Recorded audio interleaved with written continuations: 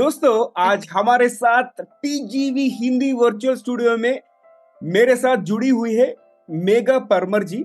और मेगा परमर मध्य प्रदेश के सीहोर जिले की रहने वाली एक उत्साही पर्वतारोही और टेक्निकल स्कूबा ड्राइवर है। उन्होंने पर्वतारोहण के प्रति अपना रुझान प्रदर्शित करते हुए कई प्रतिष्ठित पुरस्कार अर्जित किए हैं। वह 22 मई 2019 को माउंट एवरेस्ट पर चढ़ने वाली मध्य प्रदेश की पहली महिला बनी और उसने 4 अन्य महाद्वीपों में मतलब कॉन्टिनेंट्स के सबसे ऊंच पहाड़ों पर भी चढ़ाई की है।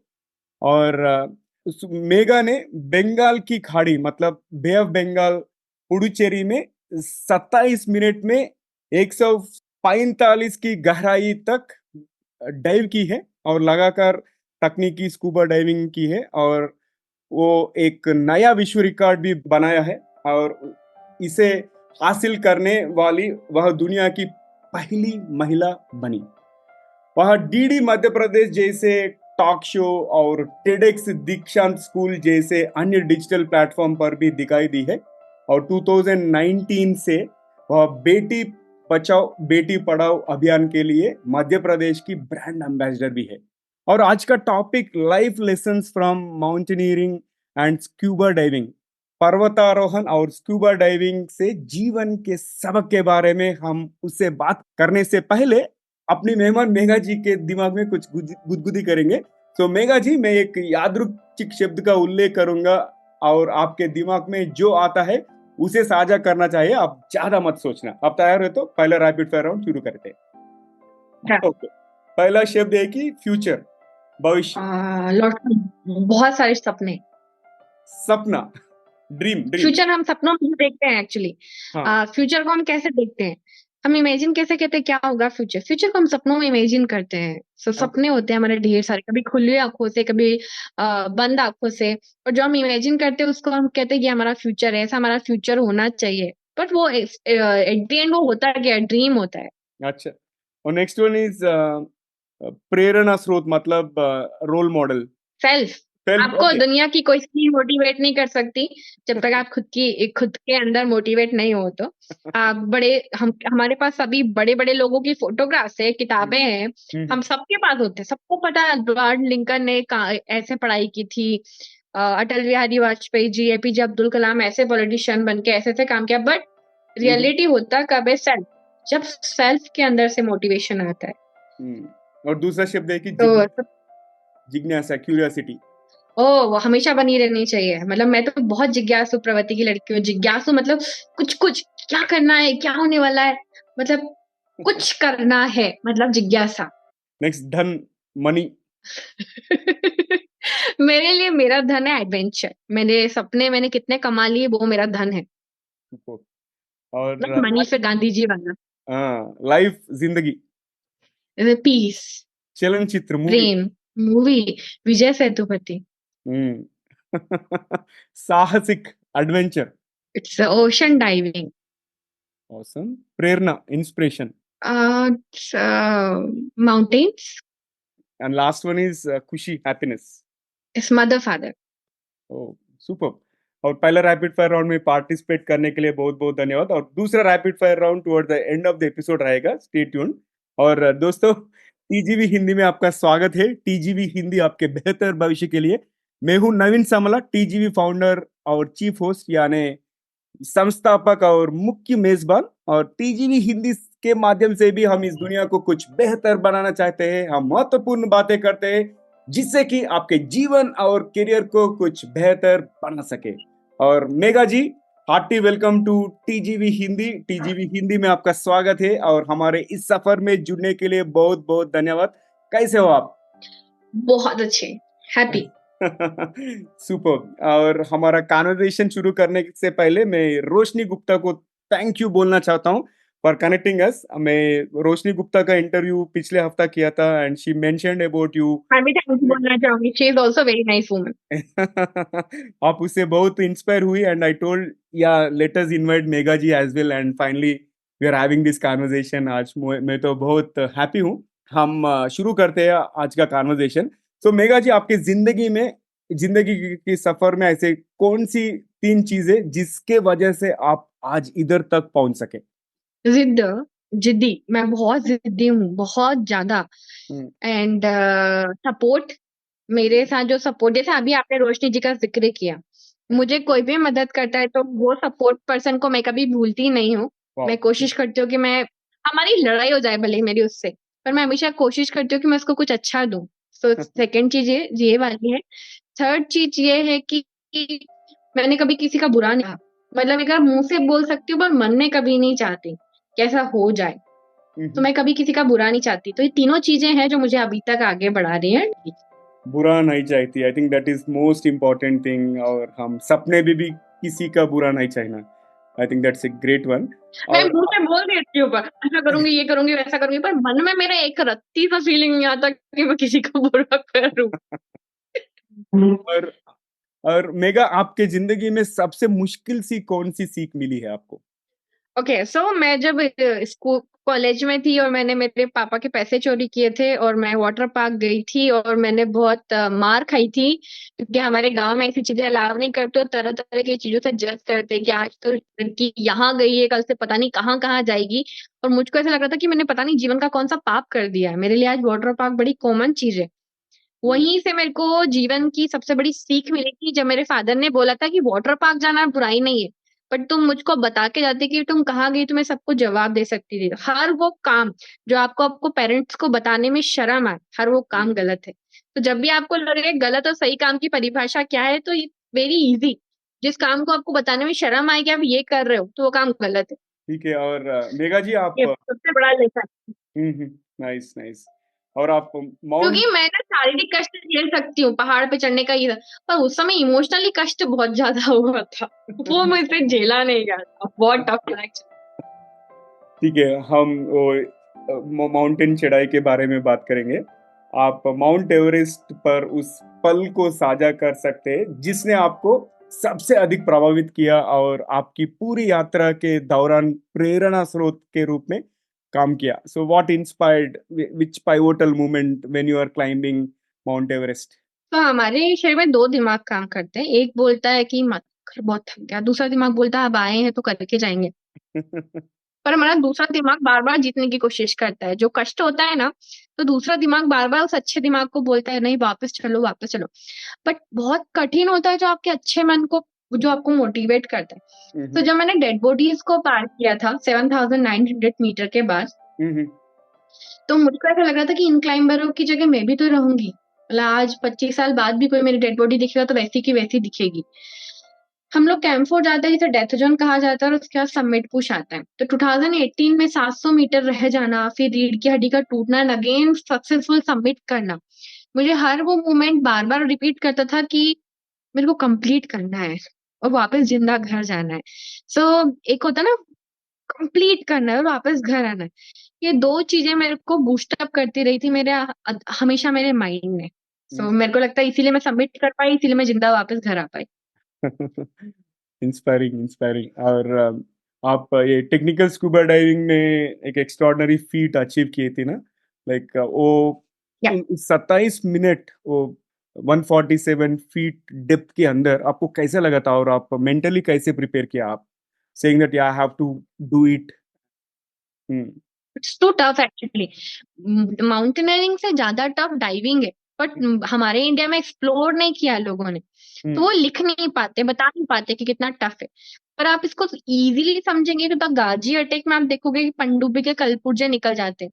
सेम हम जब नीचे जाते हैं ओशन में, तो प्रेशर बढ़ने की वजह से हमारे बॉडी वाइब्रेट करती है। ओके, हमारी बॉडी में नाइट्रोजन के बबल्स स्टोर हो जाते हैं।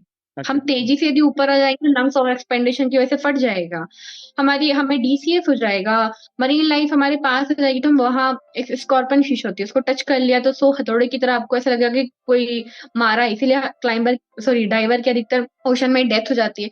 सो 147 फीट नीचे जाने में गैसों का बड़ा रोल होता है। तो अच्छा। हम हीलियम का यूज करना ये सीखते हैं, क्योंकि जो ऑक्सीजन आप और मैं यहाँ ब्रीथ कर रहे हैं, हम उसको क्या कहते हैं, प्राणदायिनी।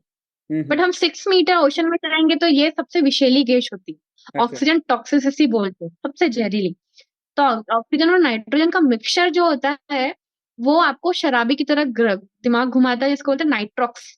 तो नाइट्रॉक्स जब हो जाता था आपका ऐसा फील होने लग जाता है कि आपका सिर पूरा घूम रहा है। तो ये बहुत टफ था। और फाइनली मैंने पहला अटेम्प्ट जब करने गई थी तो मैं मेरा 70,000 एक डाइव में लगता था, 70,000। और मेरा फर्स्ट, हमेशा मेरे साथ क्यों होता है, मेरा फर्स्ट अटेम्प्ट फेल हुआ था। देन जो मेरे पार्टनर मेरे को सपोर्ट करते हैं वो सीधा मेरे को पौंडीचेरी गए, मेरे को बूस्टअप किया। देन सेकेंड 2 दिन बाद मेरा अटेम्प्ट था, फिर मैं गई and second attempt finally successful, full full successful. And then world record बना कि 4 कॉन्टिनेंट के हाईएस्ट माउंटेन सबमिट करने वाली कोई लड़की 147 फीट नीचे गई है। तो ये दोनों को मिला के कॉम्बो मेरा वर्ल्ड रिकॉर्ड बना था। अच्छा अच्छा, सुपर, हार्टी कंग्रेचुलेशंस। एंड आपका स्पिरिट तो बहुत इंस्पायरिंग है। और मेघा जी, मेरा अगला सवाल ये है कि आप मध्य प्रदेश स्टेट का ब्रांड एम्बेसडर है ना, बेटी बचाओ और बेटी पढ़ाओ के कैंपेन के लिए। आपका एक्सपीरियंसेस और अचीवमेंट्स को आप कैसे यूज करके बच्चियों को और लड़कियों को कैसे इंस्पायर करते हैं आपका स्टोरीज किन किन। आज ही मैंने फेसबुक पे मेरा पुराना स्टोरी साझा किया कि एक महिला है जिसको दूसरी बेटी पैदा हुई थी, तो उसका पति उसको मारता था और उसको छोड़ दिया था जिस दिन पहले ही दिन वो अस्पताल से घर आई थी। और अच्छा। हर दिन सिर्फ इसलिए मारता था कि तूने दूसरी छोरी करी है। ठीक है। तो आज भी हम उस समाज में रहते हैं, एट द एंड झेलना किसको पड़ा, माँ को और उस बच्ची को, है ना। उनका कोई कसूर नहीं है। हम्म। और हर दिन मारता था। हम लोगों ने उसके घर जाके सेलिब्रेट किया और उसने उसकी पत्नी को और ज्यादा मारा कि तूने दूसरी बच्ची पैदा करी और उसका उत्सव मना रही है, तू शर्म नहीं आ रही तेरे को, क्यों मेरे को चिढ़ाना चाहती है। पत्नी आत्महत्या करने पे आ गई और उसने मेरे को फोन किया, दीदी मेरा पति मार रहा है तो मैं मर जाऊंगी फांसी लगा के। हम उसके घर गए। तो आज भी हम उस समाज में रहते हैं जहाँ बेटी बचाओ बेटी पढ़ाओ का जो नारा है उसे हमें धरातल पे, रियलिटी में, ग्राउंड पे लोगों के दिमाग में लाना पड़ेगा। जब तक पहले ये तक बेटियां आती रहती हैं, मेरी 6 बुआएं हैं, मंझले पापा की 3 बेटियां, बड़े पापा की। एट दी मेरे घर पे भी फुल स्टॉप इसलिए लगा कि मेरे बाद जस्ट भाई आ गया, छोटा भाई। वरना हम भी 3 4 5 बहनें होती, भाई आता तब तक चलता रहता है। पर सबसे बड़ा फिर कॉम्प्रोमाइज क्या होता है, खाने का कॉम्प्रोमाइज होता है। टुकड़ी रोटी हमेशा लड़कों को मिलती है, लड़कियों को नहीं मिलती। खाने का भेदभाव हो जाता है। दूसरा एजुकेशन का हो जाता है, लड़कियां सारी सरकारी स्कूल में पढ़ते, लड़के सारे गवर्नमेंट स्कूल में पढ़ते।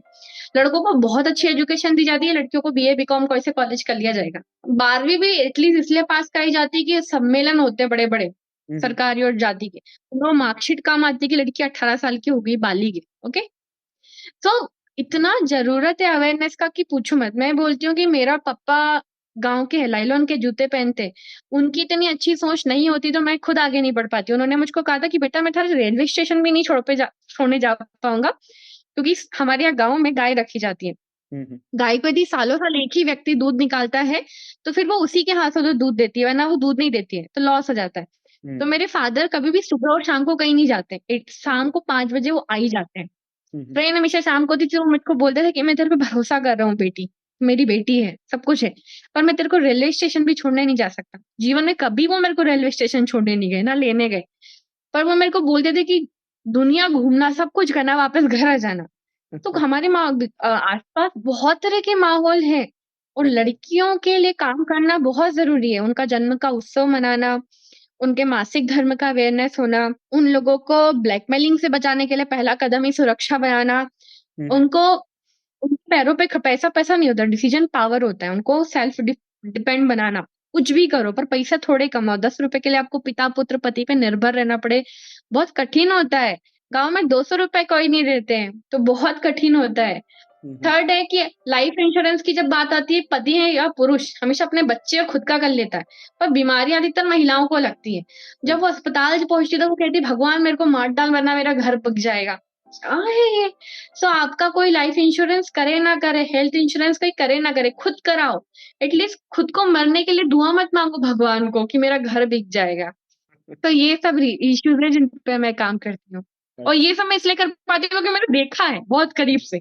सही है, आप जो बता रहे हैं, I think those are all real world stories, और अच्छा लग रहा है मुझे ये कॉन्वर्जेशन। और आगे बढ़ते हैं, दूसरा सवाल है कि जो विमेन चैलेंजेस को देख रहे, बहुत चुनौतियां और बाधाओं को लड़ने की इच्छा रखते हैं ना, उनके लिए क्या सलाह देते हैं आप?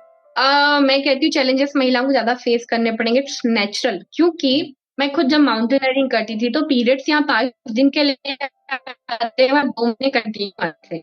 आपका ब्लड जो है, वो खुद ही तो वो बार-बार वो कलर ही चेंज हो जाता है, येलोइश में तब्दील हो जाता है। हुँ, हुँ। और वैसे ही समंदर में हम जाते तो कहते हैं कि गर्भवती महिला डाइविंग नहीं करनी चाहिए, वरना गर्भपात हो जाएगा। अच्छा। वैसे ही माउंटेन्स पे जब जाते हैं तो रैशेज़ हो जाते हैं सैनिटरी पैड की वजह से, ऐसा मन करता है चिंपांजी की तरह चलते रहो। हुँ, हुँ। लड़कियाँ पानी कम पीती हैं, इसलिए उनको डिहाइड्रेशन होता है कि उनको वॉशरूम जाना पड़ेगा, तो वो कैसे निकालेंगी पूरा सीठानेस वगैरह, ओके? हुँ, हुँ। सो होता क्या है कि हमें प्रकृति ज़्यादा चैलेंज कर रही है, तो समाज से क्या एक्सपेक्टेशन रखोगे?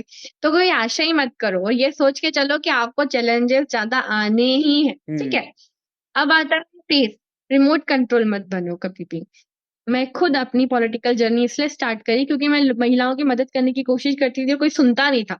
तब ऊपर-ऊपर अच्छा दिखता है कि हाथी के दाँत दिखाने के, खाने के कुछ और है। बट महिलाएँ जब भी महिलाओं के लिए काम करना चाहती हैं तो उनको रिमोट कंट्रोल बना दिया जाता है, कि वो टीवी है रिमोट कंट्रोल किसी और के हाथ में। नो, अब हमारा रिमोट कंट्रोल हमारे हाथ में होगा। हमारा मन हम कौन-सा चैनल देखना चाहते हैं, डिस्कवरी देखना चाहते हैं, स्पोर्ट्स देखना चाहते हैं या क्या चाहते हैं? सो मैं ये मानती हूँ।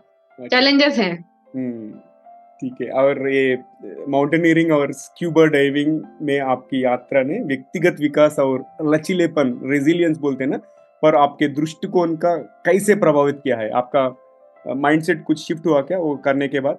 किस चीज़ को करने के बाद? Mountaineering and scuba diving both दोनों करने के बाद? मैं छोटी-छोटी चीज़ों पे रोना बंद कर दी हूँ, हुँ, कि हुँ। मेरे को पीरियड्स आ रहे, क्रैम्प हो रहे, तो मैं यहीं जाऊँगी, आज छुट्टी मनाऊँगी, नो। आप इतनी दे क्योंकि पहाड़ पे चढ़ने पे कोई आपसे नहीं पूछेगा कि आप लड़की हो, नहीं चढ़ना है, कोई फ़र्क नहीं पड़ता किसी को। वहाँ केवल एक मानव है पहाड़ के लिए, तो दुनिया को कोई फ़र्क नहीं पड़ता। लोग आप पीछे खिस जाओगे। सो हुँ, आपको अपनी जो प्रॉब्लम्स होती है, उनको सहन करना तो नहीं कहूँगी मैं, पर सामने वाले को आप कैसे अंडरस्टैंड कराओगे, तो आपको संघर्ष ज़्यादा है। सो हुँ, मैं जब भी ये चीज़ें प्रॉब्लम्स आती है, मेरे को ये पता है कि मैं शारीरिक रूप से कहीं से कमज़ोर हो सकती हूँ, पर मेंटली मैं सबसे ज़्यादा स्ट्रॉन्ग हूँ, क्योंकि मैं महिला हूँ। हुँ, नाइस, सुपर्ब। और मेरा दूसरा सवाल ये कि स्क्यूबा डाइविंग करते समय आप कुछ चैलेंज फेस किया था क्या? और कभी सोचा कि why did I get into this? अरे आई कुड हैव स्टेयड होम, कैसा लगा कभी लगा क्या आपको? हाँ, एक्चुअली मेरा ब्रेकअप हुआ था, मेरा दिल टूटा था उस समय और मैं बहुत बुरी कंडीशन में थी तब। अच्छा। हुँ, हुँ, हुँ। और एक होता है ना कि आपने अचीवमेंट कर लिया, सब अच्छा-अच्छा लाइफ में चले, बट वहीं आपको किसी को बता नहीं सकते आप कि आपके साथ यहाँ पे क्या हो रहा है ना? हुँ। तो जब भी ऐसी चीज़ों मैं जो करती हूँ, मैं निकल जाती हूँ, मतलब अच्छा। अगले लक्ष्य की तरफ, वो कुछ भी हो सकता है। तो मैं जब डाइविंग करने के लिए गई तो मेरा इंस्ट्रक्टर अर्जेंटीना से था, मेरी इंग्लिश टूटी-फूटी थी और मेरे को स्विमिंग नहीं आती थी। तो उसका पहले ही प्रश्न था कि ये कैसे लड़की आ गई, ना इसको स्विमिंग आती है, ना इसको इंग्लिश आती है, कैसे डाइविंग करेगी? तो टफ था। फिर पूरी किताबें अंग्रेजी में थी मोटी-मोटी। अरे राम! इतना कठिन, मेरे को इतना कठिन लगा पढ़ना कि पूछो मत। सो वही गूगल ट्रांसलेटर आता है, मैं उसकी मदद से पढ़ने की कोशिश करती थी, मैंने पढ़ाई करी। देन मैंने इंग्लिश तो इंग्लिश, तमिल भी सीखी। सो ओह! लैंग्वेज जब आप ऐसे माहौल में रहते हो तो आप सीख जाते हो। हुँ, तो टफ ज़्यादा रहा बट एट द एंड हो गया। हुँ। और ये एडवेंचर और एक्सप्लोरेशन आप कर चुके हैं ना, इसके वास्ते लाइक आपका पर्सनालिटीज़ में कुछ चेंज हुआ क्या? Like and has it shaped your character? आप एक बात बताइए कि like you stopped worrying about small problems, छोटे-छोटे चीज़ के ऊपर आप ध्यान नहीं दे रहे। इसके अलावा आपका कैरेक्टर कैसा रिफाइन हुआ? ईर्ष्या नहीं होती मेरे को किसी से अब। आप कितना भी बड़ा अचीव कर लो, पहले मेरे को ईर्ष्या होती थी कि मेरे से आगे निकल जाएगा, ये कर लिया, वो कर लिया। माउंटेनियरिंग एडवेंचर स्पोर्ट्स में जाने के बाद आपको ईर्ष्या होना बंद हो जाता है और दूसरा ये कि आप यहाँ पूरी दुनिया में हारोगे, जीतोगे, फेल हुँ। होगे, पास होगे।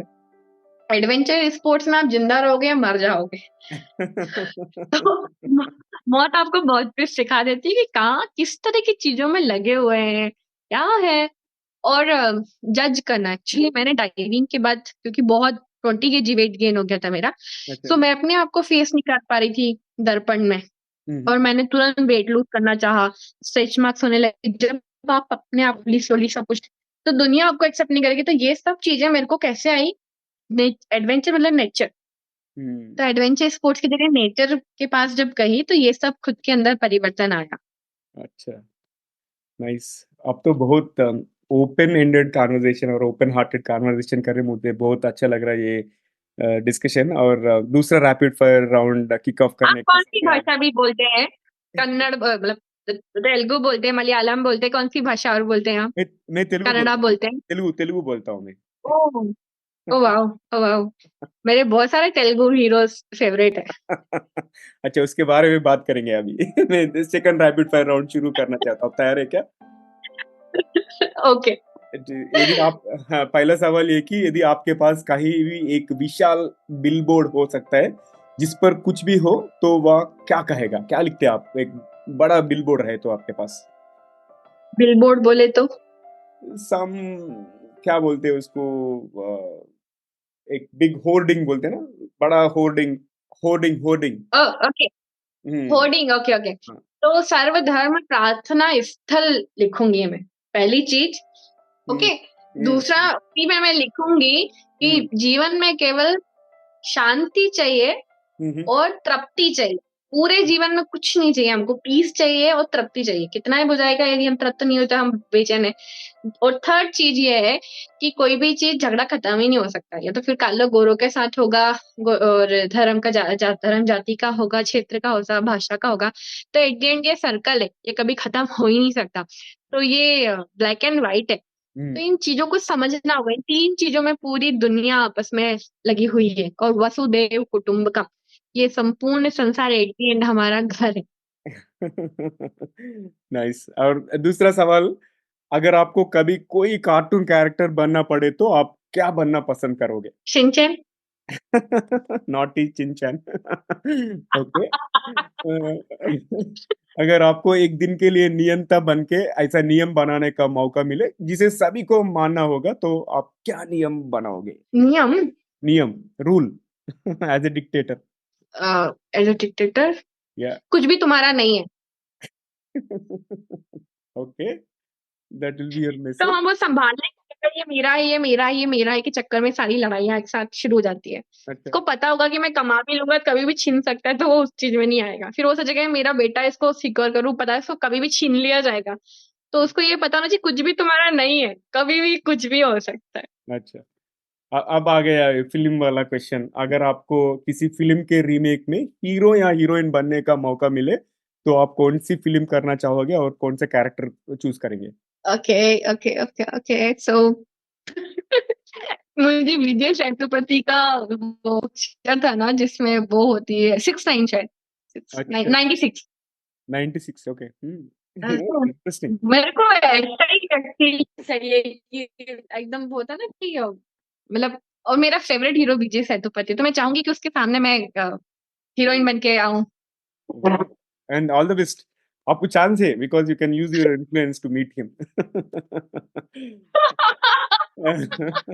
ओके, तो प्लीज आप इतना कट करके भेज देना विजय सेतुपति के पास, please. Will do my best.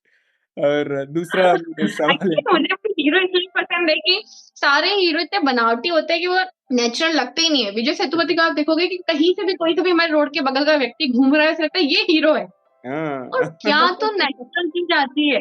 तो हीरो ऐसे होना चाहिए। मेरे पापा चिरंजीवी को देखते देखते बड़े हम बड़े हुए हैं। एक दिन अब हम, मेरे जो जनरेशन के लोग होंगे वो विजय सेतुपति को देखेंगे। तो अच्छा अच्छा, नाइस नाइस। और यदि आप दुनिया के किसी भी पर्वत पर चढ़ सके, चाहे उसकी ऊंचाई या कठिनाई कुछ भी हो, केवल मनमोहक दृश्य के लिए, मतलब ये ब्रेथ टेकिंग व्यू बोलते हैं ना, तो वह कौन सा पर्वत होगा और क्यों? Which mountain would you like to summit other than what you have already summited? ठीक है, हम mount Kailash. Kailash. Okay, I think that is the most aspired. Actually इतनी एक्चुअली इतनी सारी चीजें सुन रखी है ना कि होली माउंटेन है, इसके यहाँ पे ऐसा है वैसा है। भगवान करे ऐसा संभव नहीं है, पर मैं चाहूंगी कि मैं उसको क्लाइंब करने की कोशिश करूं। All the best, and you should be the first one to climb it. I it's wish not possible. wholeheartedly. Actually more than 100 attempt fail हो चुके हैं वहाँ पे। आप जैसे बेस कैंप के बाद जाते हो वेदर खराब होना स्टार्ट हो जाता है। अच्छा। ये पता नहीं वहाँ पे भगवान है, होली माउंटेन है वो वहाँ पे भगवान है या कोई कहता है कि वहाँ पे दूसरे ग्रह के जीव रहते हैं या क्या है, आई डोंट नो, बट कुछ तो गड़बड़ है। कुछ तो गड़बड़ है। ओके, ठीक है, आखिरी सवाल रैपिड फायर राउंड में, ऐसी कौन सी आधुनिक यंत्र है जो आपको इन्वेंट करना चाहोगे, नहीं तो देखना चाहोगे, which fantasy gadget? Okay, electronic device क्या बनाना चाहूंगी मैं? हाँ, क्या बनाना चाहोगे? ओके, ये सब कुछ बना है जो मैं चाहती हूँ, बस इतने पैसे नहीं है कि मैं उनमें बैठ के कहीं जा पाऊँ। कौन से हो, क्या हो? सब कुछ है, नीचे जाने के लिए पनडुब्बियां है, और अभी एक्सीडेंट हुआ था टाइटैनिक का, कहीं पे कहीं जाने के लिए हेलीकॉप्टर, सब कुछ तो है, कुछ हम्म। नहीं ऐसा मेरे को इन्वेंट करना है। Okay, fair enough. और दूसरे रैपिड फायर राउंड में पार्टिसिपेट करने के लिए भी बहुत धन्यवाद। और याद आया आप मुझको, मैं जो बीज लगाती हूँ पेड़ पौधों के, तो मुझसे वो संयम नहीं बरता जाता कि वो 3-4 दिन में बड़ा होता है। मैं हर दिन उसके पास जाती हूँ और वो बेचैनी बड़ी रहती है। कुछ भी मैं प्लांट लगाऊं, बीज लगाऊं, तो वो जल्दी से बड़ा हो जाए, क्विक, दूसरे दिन। अच्छा लगा मुझे। और आखिरी सवाल है, जो अभी उभरते हुए युवा है उनको आप ऐसा क्या सलाह देना चाहेंगे? आप, what is your advice to youngsters? So आप सब जो भी बच्चे हैं, उन सब के लिए बहुत ज्यादा प्रायोरिटी हो गई है पैसा, प्रसिद्धि, पावर। बट मैं आपको रियलिटी में बताऊं कि मैंने बहुत मेहनत के बाद पैसा भी देख लिया, अच्छा। प्रसिद्धि भी एक्सट्रीम लेवल की, मेरे मध्य प्रदेश की मैं सेलिब्रिटी हूँ अच्छी खासी, तो मुझको पता है, पावर भी फील कर लिया। इन सबसे ज्यादा महत्वपूर्ण है संतुष्टि। हम्म। बेचैनी जो होती है वो सबसे खराब चीज है। और दूसरा, प्रेम। हम्म। मैं इतना सब चीज में लगी थी, मेरे को प्रेम करने वाले लोग सब झूठे झूठे थे। मेरे को समझ में आया जब मैं अपने गांव पे रहती हूँ अभी, वो मेरे प्रेम करने वाले असली लोग हैं, मेरे मम्मी पापा जो रियली में केयर करते हैं। संतुष्टि, अब जो है मैं उसमें बहुत खुश हूँ, मुझको रोज पेपर में नहीं छपना। सो आपके जीवन में आप बहुत चीजों के लिए लगे रहोगे, पर आपको एट द एंड लगेगा कि कुछ नहीं है। सो आपके जो भी लक्ष्य बनाओ, उसको आपको ये पता हो कि किस लेवल पे रुकना है। अच्छा, नाइस, वेरी नाइस। आप तो बहुत हम्बल, डाउन टू अर्थ है। मुझे अच्छा लगा कन्वर्सेशन, और you are very candid. I I I invite you again in future. और आपको कैसे लगा टीजीवी हिंदी में इंटरव्यू एक्सपीरियंस? सुपर, जितनी अच्छी आप हिंदी बोलते हो मैं आपसे बहुत प्रभावित हूँ। काश मुझे आपकी भाषा सिखा दीजिए, मुझे सारी भाषाओं को सीखना बहुत अच्छा लगता है। मुझे लगता है कि यदि आप हिंदी सीख सकते हो तो मैं आपकी भाषा सीखूं। भारत में ये एक्सचेंज लैंग्वेज होना चाहिए कि मध्य प्रदेश का कोई व्यक्ति आपकी भाषा बोलने लगे, ताकि वो चलता रहे। No, I think you are joking. मेरा हिंदी तो ब्रोकन हिंदी है, but I am no, I like it actually. यदि इम्प्रूविंग। मैं तेलुगु बोलूंगी तो मैं भी ऐसे ही बोलूंगी, और आप हंस रहे होंगे मन ही मन में। सो पर भाषा, हमारे इंडिया की भाषा हमको सीखनी पड़ेगी अब, एक के बाद एक, और रिस्पेक्ट भी करना पड़ेगा। सो मुझे बहुत पसंद है जब कोई अ, हिंदी सीख के हिंदी बोलता है, इंग्लिश बोलता है, और वहाँ की खुद की लैंग्वेज बोलता है। मैं खुद मालवी बोलती हूँ, पर मैं चाहती हूँ कि जैसे मैं तमिलनाडु में रही थी तो मैं वहाँ की कुछ कुछ चीजें सीखी थी। अच्छा। मतलब इन्ना सोला, बहुत सारे शब्द जो मैं दैनिक जीवन में उपयोग कर पाती थी। मुझे आज बड़ा प्राउड फील होता है कि मुझे तमिल आती है। ओह तो वाह, ऐसे ही वेरी प्राउड नाइस। फील होना चाहिए कि कोई तेलुगु सीखे, मेरे को ये भी आता है, ये भी आता है। मुझे बांग्ला भी बड़ी खूबसूरत भाषा लगती है। अच्छा, सो ये चलता रहना चाहिए। सुपर। ओके, एंड बहुत बहुत धन्यवाद आप हमारे हमारे इस सफर में जुड़ने के लिए। और Roshni, thank you once again for connecting me with amazing Mega Parmar ji. And Mega, I would love to have you again on the podcast in future. Thank you once again for taking your valuable time okay, and being part bye. of it. Thank you. Bye bye. तो दोस्तों, ये था हमारा आज का श्रृंखला, आज का एपिसोड मेगा परमार जी के साथ। और आखिरी के भाग से पहले आपसे एक विनती है, अगर आपने अब तक टीजीवी हिंदी चैनल को सब्सक्राइब नहीं किए तो अभी कर लीजिए। और अगर आपको ये एपिसोड, ये कॉन्वर्सेशन पसंद आए तो अपने 3 करीब के लोगों से शेयर कीजिए, शायद उन्हें भी इसे कोई फायदा हो, या कोई टिप्पणी उन्हें भी पसंद आए, और आपके दोस्तों को कुछ नया सीखने को मिलेगा और हमें नए सब्सक्राइबर्स मिलेंगे। ऑलराइट, अब ट्रिविया यानी सामान्य ज्ञान सुनते हैं। आज हम अच्छी कॉन्वर्सेशन में इन्वॉल्व हुए हैं, माउंटेनियरिंग और स्क्यूबा डाइविंग। इसलिए मैं स्क्यूबा डाइविंग के ओरिजिन के बारे में बात करता हूँ, like it is about the birth of aqua lung.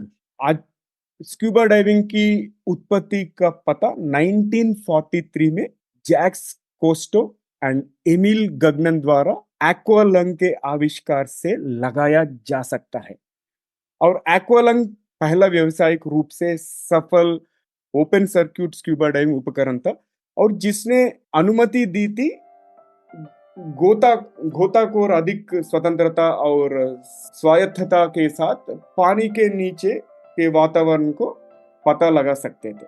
So this is about the origins of scuba diving and which is about scuba diving का डेफिनेशन भी है कि इसका फुल फॉर्म है कि self contained under water breathing apparatus. So SCUBA.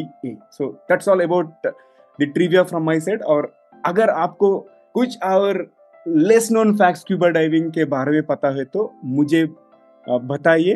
अगर आप social media platform में बता सकते हैं, नहीं तो अगर ये एपिसोड अगर यूट्यूब में वॉच कर रहे हैं तो वहां पे भी कमेंट कर सकते हैं। और आज के लिए यही पर समाप्त करते हैं। और दोस्तों, टीजीवी हिंदी में ट्यून करने के लिए बहुत बहुत धन्यवाद। अगर आपको कोई प्रतिक्रिया यानी सजेशंस है या अगर आप किसी को हमारे मेहमान करके बुलाना चाहे तो हमें जरूर ईमेल करें। हमारा ईमेल एड्रेस tgvhindi@gmail.com। और मैं हूं नवीन सामला, आपकी हमसफर। और यही उम्मीद है कि हमारी ये कोशिश कई लोगों की जिंदगी में कुछ अमूल्य बातें पहुंचाए। तो अगले बार तक एक लिए नमस्ते और धन्यवाद। टीजीवी हिंदी आपके बेहतर भविष्य के लिए सुनते रहिए, देखते रहिए। फिर से अगले एपिसोड में दूसरे मेहमान के साथ मिलेंगे। Take care.